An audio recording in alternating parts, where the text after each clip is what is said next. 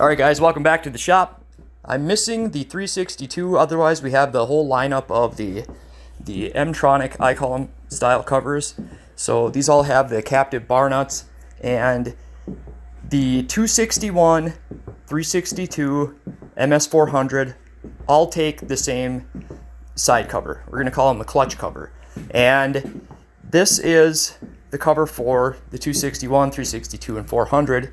This one on the left that I just grabbed is for a 500 and 462. So those two, the 462 and the 500i, take a different cover. People have asked this because they're wondering if they can put the larger cover of the 462/500i on the smaller saws. And you can. Here's a bigger cover, and it kind of fits, but it rocks around a little bit. The smaller cover, not that you'd ever want to do that, but if you put the 362 400 cover on the 500i, it rocks around really bad. I'm doing this as a voiceover because when I bang the covers around a little bit, it kind of screws my sound up. Someone told me I need to get a microphone, but I'm not going to get that technical. So why would you want to put a bigger cover? This is actually interesting because I found this out myself. So I run a lot of 8-pin sprockets. I would run even bigger if I could.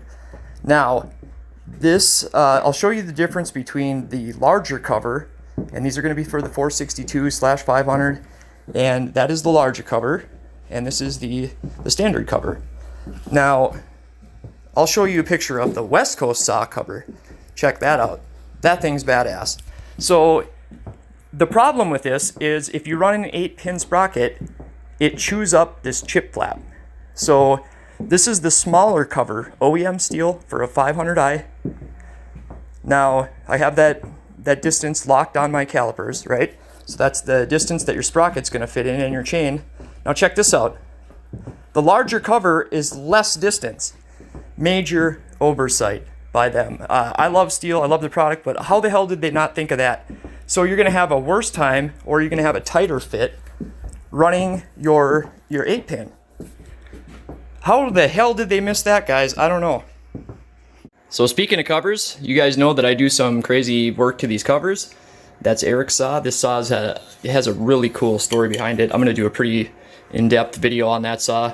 And then, you know, you can do as much as just take that down, that powder coating off, polish it up.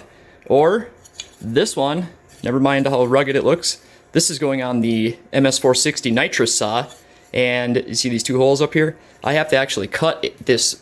I have to take one of these black trim pieces, bolt it to the top of this, so then it fits on the older style, like the 400 series saws. And then, the nitrous saw is sketchy enough, so why not cut a big slot out of it, make it more sketchy. And I have a marker on here because I wanted to file a cool looking line through it, so then when I powder coat it and then get this aluminum back down to get this back down to the aluminum, it'll have a cool, like a green line or black line or whatever through the, why am I telling you this? Who knows? Covers, guys, clutch covers.